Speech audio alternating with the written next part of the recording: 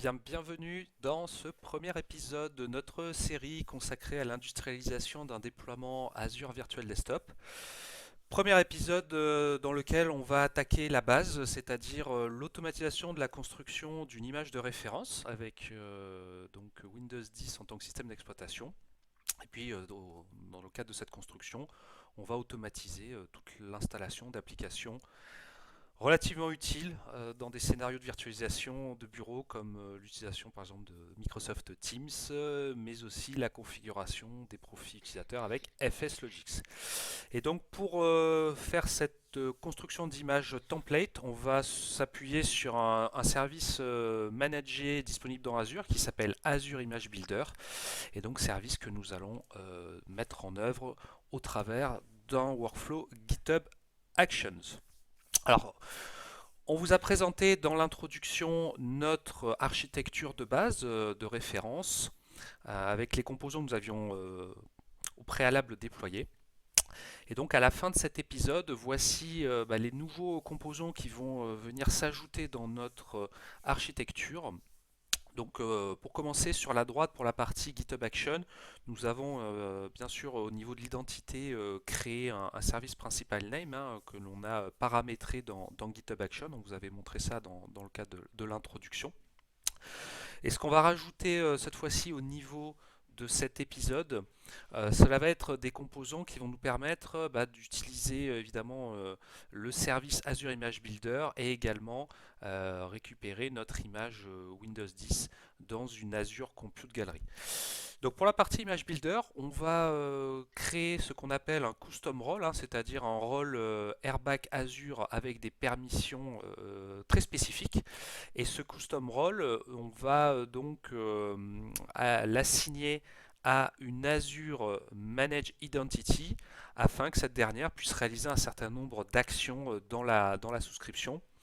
Donc par exemple, quand on va utiliser le service Azure Image Builder, on va faire en sorte que ce service puisse créer, gérer et éventuellement supprimer des ressources temporaires. On va voir qu'il y a un certain nombre de ressources techniques qui sont créées dans le cadre du build de l'image.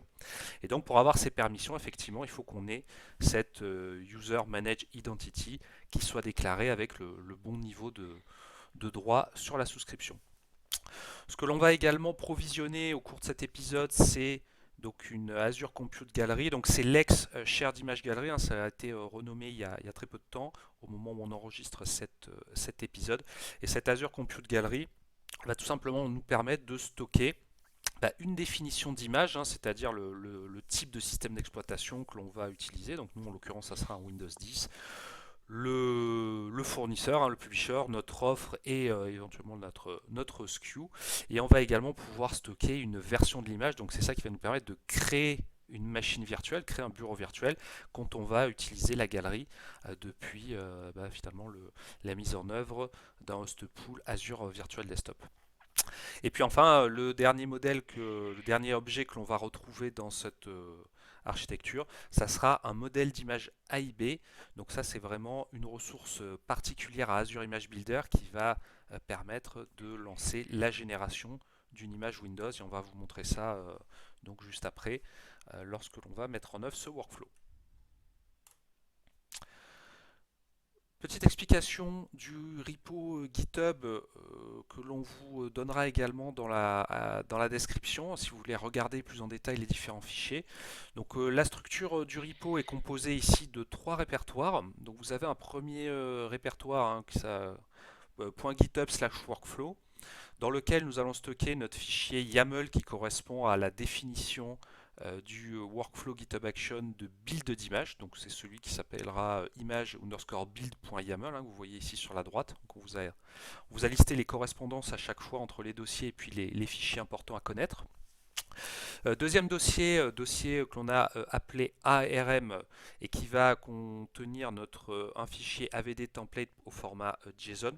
Donc c'est ce fichier qui est un template ARM qui va nous permettre d'appeler en tout cas et de provisionner les ressources Azure Image Builder nécessaires pour soumettre un job d'exécution Azure Image Builder et donc lancer la construction complète de notre image. Et encore une fois, on va venir vous expliquer en détail comment modéliser ce fichier.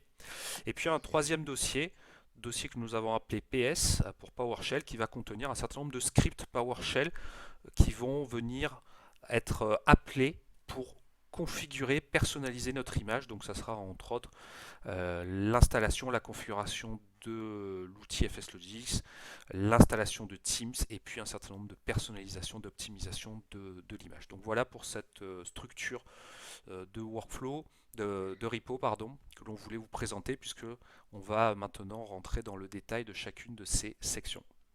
Pierre, tu nous expliques un petit peu finalement les grandes étapes de ce workflow? Oui, alors donc pour les étapes du workflow, donc on va écrire ce workflow donc au format YAML et dans un premier temps, tout va commencer par la création d'un resource group, donc le fameux resource group que Florent nous a montré. Donc c'est au travers de ce resource group, on va venir stocker ces ressources pour builder cette fameuse image. Donc création du resource group. Ensuite, on va créer une manage identity. Ensuite, on va récupérer un custom role et on va le modifier et on l'appliquera à la manage identity. Ensuite, on va venir créer une Azure Compute Gallery. Donc, une fois qu'on a créé cette Azure Compute Gallery, on va venir définir notre version d'image. D'accord? Et ensuite, on va venir appliquer le template ARM que Florent nous a parlé tout à l'heure pour construire cette image, donc tout ce qui est artefact, l'installation des applications, les scripts, etc., etc. Alors, dans ce workflow, on a pris le choix d'avoir donc deux jobs, d'accord?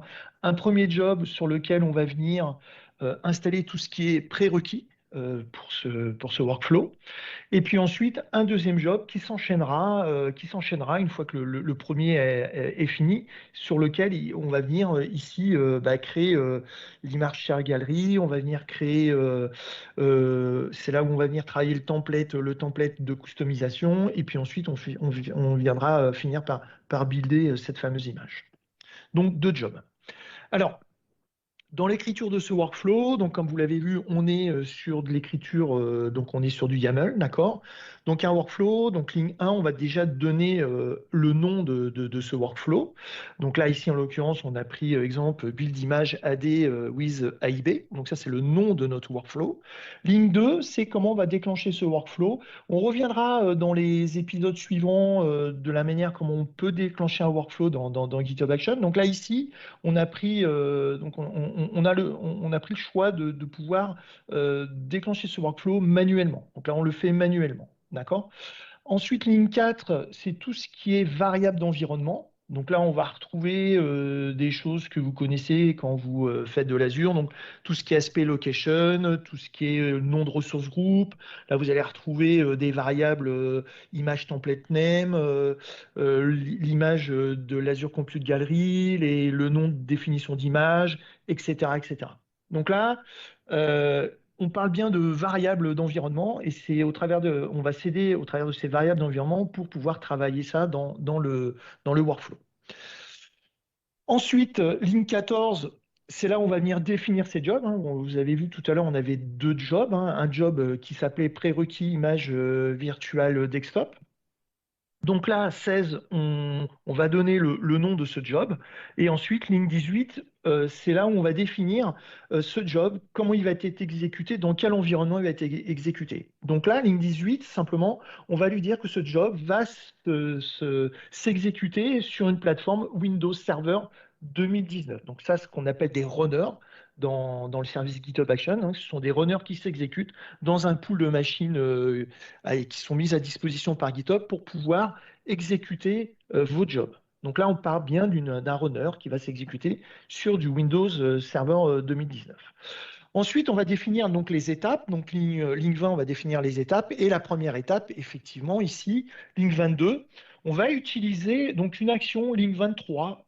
Donc, ce sont des actions qui sont disponibles dans la marketplace de GitHub, des actions qui sont déjà prédéfinies. Et là, en l'occurrence, on va utiliser une action qui va nous permettre de s'authentifier dans Azure. D'accord?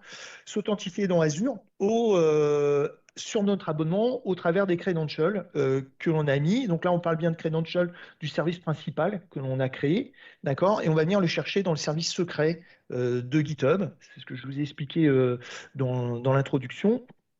Donc là, on va venir s'authentifier avec notre service principal et ces secrets sont stockés dans le service secret de GitHub. Donc ça, c'est la partie authentification. Et ensuite, ce qu'on va faire, on va venir installer des modules PowerShell pour pouvoir effectivement exécuter ces jobs. Donc là, j'ai besoin de... Tout à l'heure, on a vu dans le slide qu'on avait besoin de créer une manage identity, on avait besoin de créer des ressources groups, on avait besoin de builder des images, etc., etc. Donc là, je vais venir installer les modules PowerShell pour pouvoir le faire. Donc, ce qui va se passer ici, quand je vais déclencher ce workflow, on va prendre une machine Windows Server 2019 et ensuite, dans cette machine, on va venir installer tous les modules PowerShell pour pouvoir le faire. Voilà. Donc, c'est ce qu'on fait ligne 30. Et puis ensuite, ici, donc là, on va venir dans un premier temps définir, donc comme vous pouvez le voir, donc ligne 32, donc ça c'est le nom du job, donc prérequis, ajout ressources group, manage identité, custom role. Donc là, on va venir automatiser cette tâche-là. Et comme vous pouvez le voir ici, on va évidemment faire ça en PowerShell puisqu'on a on a téléchargé, on a installé les modules PowerShell. Donc là, ici, ce que l'on va faire, on va créer un ressource group. On va récupérer l'ID de notre souscription. On va créer une manage identité unique. Ensuite, on va créer cette manage identité dans ce ressource group. Et ensuite, ce qu'on va faire, on va récupérer le custom role qui est ligne 47, sur lequel on va venir le chercher. Et vous l'avez en bas à gauche, le custom role qui est proposé par Microsoft. Et nous, ce qu'on va faire simplement de la ligne 49 à 52, on va venir travailler sous custom role. On va venir lui donner le nom du ressource group qui a été créé, on va venir donner l'ID de la souscription et ensuite on va lui donner un nom unique que l'on a donc côté en bas à droite. D'accord? Donc toute cette partie de code là, en fait, qu'est-ce que ça fait? Ça va venir créer un ressource group, on va créer une manage identité, on va venir télécharger un custom role, on va venir le retravailler pour mettre les bons paramètres, ressource group, l'ID de la souscription, le nom, et ensuite on va venir l'assigner à cette manage identité. Voilà ce que fait ce code-là. Vous pourrez bien évidemment le regarder plus en détail sur le repo puisqu'il est public. Ensuite, une fois qu'on a terminé ces prérequis, donc là, il va se passer 2-3 minutes pour pouvoir le faire. Et ensuite, on va réenclencher un deuxième job. Donc là, le job run AIB. Et je vais laisser Florent commenter ce job. Eh ben, merci Pierre pour toutes ces explications sur les prérequis. Donc effectivement, maintenant on va rentrer dans le deuxième job qui va consister à proprement parler à générer notre image Windows en appelant le service Azure Image Builder. Et pour exécuter ce second job, donc, on va tout de suite commencer par créer une condition, hein, pour expliquer. Donc, on a une dépendance à l'étape des prérequis. Donc, c'est ce qu'on voit ici au niveau de la ligne 59 avec l'option Needs pour pouvoir chaîner ce second job à la suite des prérequis. On va réexécuter ce job sur un runner Windows Server 2019 hein, par rapport aux besoins des modules PowerShell dont on va avoir. Et donc, comme on est sur un tout nouveau contexte, on va à nouveau avoir besoin de s'authentifier au niveau de la souscription Azure. Alors, une fois qu'on s'est à nouveau authentifié, au niveau de la suite des étapes, on va dans un premier temps récupérer le contenu du repository grâce à une action donc, de checkout hein, qui va nous permettre de télécharger localement sur le runner tous les éléments de l'arborescence qu'on a vu précédemment, donc notamment le fichier de template ARM et les scripts PowerShell dont on va se servir. On va venir ensuite ici créer et provisionner donc la galerie d'images partagées, la share d'image galerie / Azure Compute Gallery hein, pour être sur les termes actuels. Et donc cette Azure Compute Gallery va contenir de façon standard une première définition d'image que l'on réalise ici, donc ligne 84, où on va simplement venir définir cette image entre guillemets coquille, hein, dans laquelle nous allons ensuite pouvoir déployer, provisionner notre image de référence avec toutes les personnalisations qu'on va lui apporter. Et donc à la suite de l'exécution de ce code PowerShell, voilà ce que l'on va retrouver côté Azure. On va bien retrouver une Azure Compute Gallery qui va être nommée avec notre convention définie dans les variables d'environnement. Et puis on constate bien qu'on a notre première définition d'image qui a été renseignée avec succès. Donc ce qui est nécessaire, hein, pour le provisioning de cette ressource. Alors une fois qu'on a cette galerie d'images partagées prête à recevoir notre future image, on va s'attarder maintenant et on va vraiment rentrer dans le dur de la personnalisation de notre image. Et pour ça, on va venir travailler sur un fichier template ARM qui est ni plus ni moins qu'un fichier JSON standard.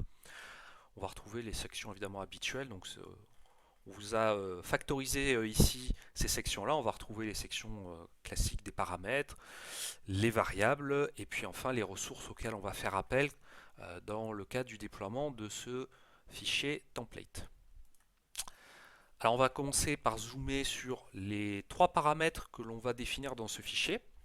Donc ces trois paramètres que l'on va fournir au moment de l'exécution du template ARM, hein, et ces paramètres, on va principalement les peupler en récupérant les variables d'environnement globales que l'on a définies en début du workflow et que Pierre nous a expliqué. Donc concrètement, il va s'agir principalement du nom en fait de l'image template, hein, qui va servir de fichier de ressources à Azure Image Builder, une version d'API que l'on va solliciter, et puis enfin l'emplacement donc du service qui est encore une fois passé en variable d'environnement. Ensuite, quand on va regarder plus spécifiquement la section ressources qui va nous intéresser, donc on va travailler sur une ressource de type image template, hein, c'est ce qu'on voit ici, ligne 23. Donc c'est un type de ressource qui est utilisé dans le cadre de l'appel au service Azure Image Builder. Et ce qui va être intéressant et surtout assez important pour pouvoir automatiser justement ce service-là via des pipelines / workflow dans les déploiements infra as code.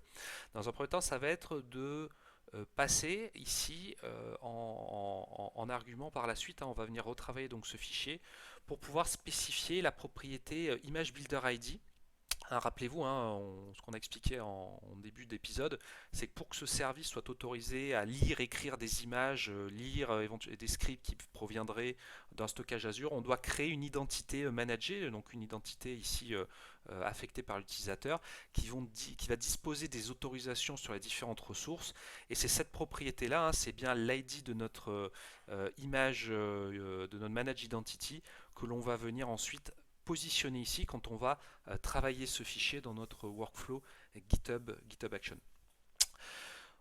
Ensuite, dans les propriétés de cette ressource image template, une propriété assez intéressante, c'est le profil en fait de la machine virtuelle qui va servir à builder, à construire votre image de référence. Donc ce qu'on voit par défaut, c'est qu'il y a déjà un timeout qui est positionné. Donc ici, on voit qu'on est sur un timeout de 120 minutes, hein, c'est-à-dire 2 heures, pour faire ce job de construction. Et au niveau du profil de machine virtuelle, on va pouvoir spécifier une taille. Alors par défaut de mémoire, on est sur une standard D1 V2, hein, c'est l'image qu'il utilise, donc la version de machine virtuelle, hein, le gabarit qui est utilisé par défaut pour créer à partir de l'image source une image custom. Et donc il peut être intéressant de spécifier un gabarit un petit peu plus important, un peu plus musclé. Donc c'est ce qu'on a fait ici en passant sur une D4 V4. Alors il y a plusieurs raisons, hein, qui peuvent amener à modifier cette taille par défaut. La première, c'est évidemment suivant le volume, je dirais, de personnalisation, si vous avez beaucoup de règles de personnalisation à appliquer lors du build, donc beaucoup d'applications à déployer. Si vous avez par exemple des activités de type téléchargement de fichiers, si vous avez besoin de télécharger des fichiers de plusieurs gigabits et que ça va forcément entraîner un temps de construction plus long, bah, c'est là où il est intéressant effectivement d'avoir en général une ressource plus véloce en termes de performance pour éviter d'aller toucher votre timeout et donc que votre job parte en échec. Donc c'est pour ça que on recommande en général d'augmenter un peu la taille ici de la machine qui est utilisée encore une fois lors du build. C'est une machine évidemment temporaire hein, qui sera utilisée par la suite lorsque l'on va appeler le service Azure Image Builder. Et on va retrouver ensuite, toujours pareil, dans les propriétés de cette image template AIB, on va retrouver une section qu'on appelle source. Donc la section source, ça va nous permettre d'avoir toutes les informations sur l'image source qui sera utilisée par le générateur d'image. Donc on prend en charge avec AIB plusieurs types de sources. On pourrait partir d'une image managée déjà présente. Nous, on a fait le choix ici d'utiliser en fait une image source qui est une image marketplace. Donc on vient ici récupérer la dernière version, en tout cas la version Windows 10 21 H1 EVD pour Enterprise Virtual Desktop, c'est-à-dire la version multisession de Windows 10 qui est mise à disposition par Microsoft sur la marketplace. Et donc ça sera notre template de base pour les customisations que l'on va ensuite appliquer. Et donc customisation que l'on voit ensuite, toujours pareil, dans la section Customize de ce template ARM. Alors, customisations ou personnalisations en bon français, ce sont en fait toutes les fonctions qui sont utilisées pour vraiment personnaliser votre image de référence Windows 10. Donc ça va être des personnalisations comme l'exécution de scripts ou tout simplement le redémarrage à certains moments de l'image. Donc on va avoir plusieurs possibilités de personnalisation. On peut faire appel effectivement à des scripts, à du shell, du PowerShell. On peut faire exécuter du Windows Update si on est sur des images Windows. Et donc ce qu'on voit ici au niveau de notre séquence d'automatisation de ces personnalisations, c'est que dans un premier temps, on va utiliser un customizer de type PowerShell que l'on va exécuter dans un contexte privilégié et on va venir directement télécharger notre script install configure fslogic.ps1 que l'on a hébergé sur le repository. Donc ce script là va permettre d'installer fslogix dans l'image de référence. On va ensuite exécuter un second script de type PowerShell qui va cette fois-ci venir configurer fslogix, c'est-à-dire qu'on va activer l'utilisation des profils fslogix en renseignant tout simplement la clé de registre associée. Donc comme ça, toutes les futurs pool.dot Azure Virtual Desktop vont automatiquement récupérer cette configuration fslogix dès lors qu'ils seront basés sur cette image Windows 10. On va ensuite venir, toujours au moyen d'un script PowerShell, personnaliser et configurer l'emplacement réseau SMB sur lequel on souhaite déposer les profils fslogix. Donc on voit ici qu'on ajoute la clé fslogix adéquate avec deux variables qu'on appelle share location et share folder. Et donc ces deux variables, on va venir par la suite les remplacer lors de l'exécution du workflow GitHub Action par les bonnes valeurs que l'on va prélever via les variables d'environnement global. Donc là, on aura encore ce travail sur ce fichier qui sera directement réalisé dans le workflow.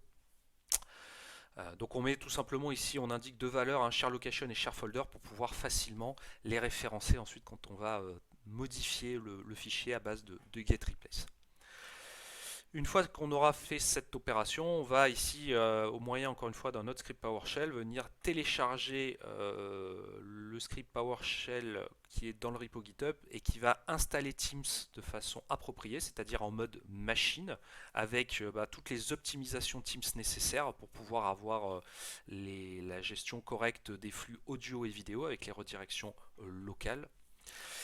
Et une fois que c'est fait, on va faire un redémarrage de Windows et puis on terminera notre séquence de personnalisation par un Windows Update pour récupérer toutes les dernières mises à jour qualitatives sur ce Windows. On n'a pas besoin ici de spécifier la partie sysprep, ce qui va nous permettre généraliser l'image pour la rendre prête à un déploiement, puisque le sysprep pour les machines Windows est appelé automatiquement par Azure Image Builder en fin de procédure. Donc on se contente ici de finir la section Customize par un Windows Update. Et puis enfin, dernière section, donc à partir de la ligne 100, section qui va nous permettre cette fois-ci d'expliquer comment on souhaite que le service Azure Image Builder mette à disposition notre image Windows 10. Donc ça va se traduire par la section Distribute. Et on pourrait utiliser différents formats. On va prendre en charge 3 cibles de distribution. Donc on pourrait déployer cette image dans le cas vers une image dite managée. On pourrait pousser aussi cette image personnalisée vers un disque dur virtuel qui serait hébergé dans un compte de stockage, dans un conteneur Azure. Mais ici, on a ciblé tout simplement donc une galerie d'images partagées, la Azure Compute Gallery. Et donc, de la même façon que l'on va venir remplacer certaines sections du fichier lors du workflow, on va aussi venir ici remplacer au niveau de la galerie Image ID les différents champs qui nous permettent d'identifier cette galerie d'images partagées, donc avec la subscription ID, le nom du groupe de ressources dans lequel on l'a provisionné précédemment, et puis enfin, on va venir spécifier le nom de la définition de cette image tel qu'il apparaîtra par la suite dans la galerie d'images partagées. Voilà. Et puis enfin, on a un petit run output name qui est disponible. Donc c'est une propriété que l'on peut interroger par la suite pour pouvoir avoir un peu plus d'informations sur la distribution de cette image. Voilà, si on revient maintenant sur le code YAML côté workflow GitHub Action, donc on va voir qu'on a une étape ici qui va nous permettre donc à la fois dans un premier temps d'installer les modules PowerShell adéquats pour pouvoir exécuter ce code. On va récupérer ici de la ligne 88 à la ligne 105 globalement toutes les variables d'environnement qui nous sont nécessaires pour pouvoir préparer le fichier template ARM, donc avec les remplacements adéquats. Un petit tips également qu'on vous partage ici, puisqu'on s'en est rendu compte dans nos différents essais, pour récupérer l'identité managée, l'objet Azure User Assigned Identity. Quand on fait ici un get z user assigned identity, il peut y avoir un certain temps, le temps que l'objet en fait remonte et donc soit correctement assigné. Et on vous recommande ici de mettre une temporisation, donc on a mis une temporisation de notre côté de 180 secondes, le temps que l'objet soit bien peuplé, qu'on puisse ensuite récupérer, ligne 93, le nom de cette manage identity qui va nous servir par la suite à construire l'ID que l'on voit ligne 100. Donc globalement, de la ligne 89 à la ligne 105 en résumé, c'est la préparation de toutes les variables. Et de la ligne 107 à la ligne 116, on va venir ici, un peu comme l'a fait Pierre tout à l'heure, travailler notre fichier template ARM en remplaçant toutes les sections qui nécessitent d'être modifiées avec cette fois-ci les bonnes valeurs. Donc c'est notamment l'ID de la souscription, l'emplacement du partage Azure File et du dossier partagé nécessaire pour la personnalisation de l'installation d'FS Logics. Et puis les éléments qui sont cette fois-ci propres à l'image, à la shared image gallery, l'identité de la user assigned manage identity nécessaire pour que le job Azure Image Builder puisse s'exécuter.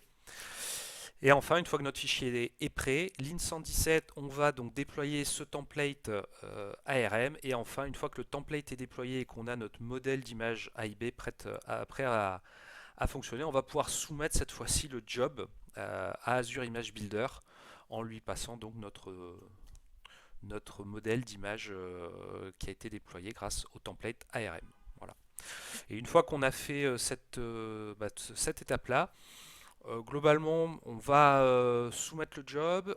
Côté workflow GitHub Action, la durée à peu près estimée qu'on voit ici sur ce run-là était quasiment de 11 minutes, à la fois pour les prérequis et puis pour la soumission du job auprès du service Azure Image Builder. Voilà, maintenant que notre workflow est prêt, Pierre, tu nous expliques comment on déclenche celui-ci? Oui, alors pour déclencher donc ce workflow, euh, petite précision quand même, donc tous les workflows dans GitHub Action doivent être stockés à un endroit, d'accord? Donc au niveau de votre repo, il est forcément dans un répertoire .github et dans ce répertoire .github, vous avez un répertoire workflows avec un S et c'est là où vous allez venir stocker tous vos workflows au format YAML. Donc ça c'est la première chose. Les workflows doivent être stockés uniquement à cet endroit. Ensuite, pour pouvoir déclencher ce workflow, vous allez aller dans Action en haut, vous allez cliquer sur Action. Ensuite, ici, sur la partie gauche, vous allez avoir la liste de tous vos workflows. Donc là, ici, dans notre exemple, on n'a qu'un workflow, mais on pourrait bien évidemment avoir plusieurs workflows dans un repository. Et ensuite, on sélectionne le workflow. Comme on vous l'a montré tout à l'heure, donc c'est un workflow qui se déclenche manuellement. Donc là, ici, vous allez le sélectionner, vous allez aller dans Run Workflow et ensuite vous cliquez sur Run Workflow et ça va déclencher ce workflow. Oui, alors côté Azure, donc on revient dans l'abonnement Azure. Effectivement, donc on peut voir ici le resource group qui a été créé lors des prérequis, la manage identity avec son custom role, et puis ensuite dans le deuxième job, donc Florent nous a expliqué comment donc il a créé une Azure Compute Gallery, il a créé des définitions d'images, et puis ici on voit une image template. Alors même si elle est visualisée ici, elle n'est pas encore prête. Puisque là, effectivement, tâche de fond, qu'est-ce qui va s'exécuter en fait? Le service AIB en fait va venir créer un ressource groupe temporaire ici, le voilà. Donc là, dans ce ressource groupe temporaire, donc là, donc ça sera créé automatiquement et ensuite il va venir donc créer des ressources pour pouvoir builder cette image, d'accord? Donc tout à l'heure, Florent nous a montré en fait, effectivement, je vais prendre il a stipulé le gabarit de VM, etc. Donc cette VM ici va arriver, sera provisionnée et c'est au travers de cette VM sur lequel on va builder cette image. Voilà. Donc là, on voit donc on a une IP publique, on a un key vault, on a la VM, le disque des VM, etc., etc. Et un élément important lors du build de cette image, c'est le compte de stockage qui est créé ici, puisque c'est dans ce compte de stockage que l'on va venir voir un petit peu l'évolution du build de cette image, c'est-à-dire les fichiers de log qui sont très importants. Donc là, ici, quand vous allez aller dans le compte de stockage, vous allez avoir des conteneurs déjà. Voilà. Et le conteneur le plus important, effectivement, c'est le conteneur Packerlog. Puisqu'on ne l'a pas dit, tiens, justement, Florent, cette technologie s'appuie sur Packer hein, d'HashiCorp. Donc voilà. Donc on va dans le conteneur Packerlog et ici vous avez un customization log, un fichier customization log qui va vous permettre de voir un petit peu l'évolution du build de cette image. Donc là, vous le téléchargez et puis ensuite vous pouvez checker si tout se passe bien. Il est fort utile puisque effectivement nous on a eu quelques petits soucis au début et ce qui nous a permis effectivement de rectifier le tir en récupérant effectivement ces logs. Voilà. Et donc, à la fin, je vous ai mis la fin du build de cette image. Et ensuite, vous voyez ici que tout s'est passé correctement.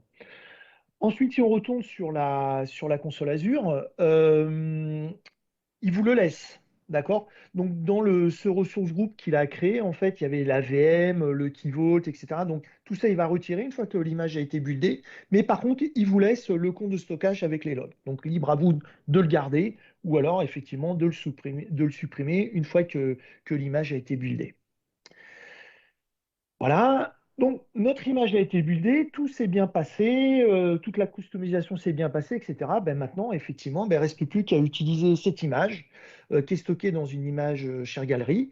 Et ensuite, quand vous allez créer votre host pool, quand vous allez créer donc, un environnement Azure Virtual Desktop, la première chose que l'on fait, effectivement, c'est la création d'un host pool. Pendant la création du host pool, ici, vous allez venir ici dans Galerie. Et puis vous allez aller cliquer dans See All Image. Et puis là, ici, vous allez dans My Item, ensuite dans Share Image. Et là, vous récupérez bah, l'image qui vient d'être buildée par notre workflow GitHub Action.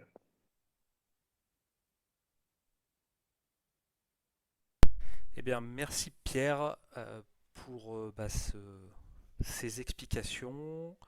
On est arrivé au terme de cette première partie donc, qui était vraiment consacrée au build de l'image de référence, qui est le point de départ pour la suite des opérations, puisque dans les prochains épisodes, on va ensuite s'attarder cette fois-ci sur l'automatisation de la génération des host pools. Donc là, tu nous l'as montré de façon graphique via le portail Azure.